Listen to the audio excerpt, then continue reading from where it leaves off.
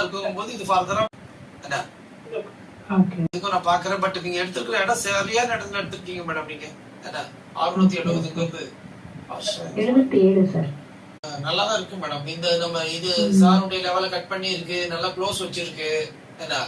ஃபர்தரா இது இப்படி யூ டர்ன் போட்டு சொல்லிட்டீங்கன்னா மத்தவங்களும் பாத்துட்டு இருக்கவங்களும் ஏதாவது 1-2 ஸ்டாக் அதுல இருந்து எடுத்துக்குவாங்க.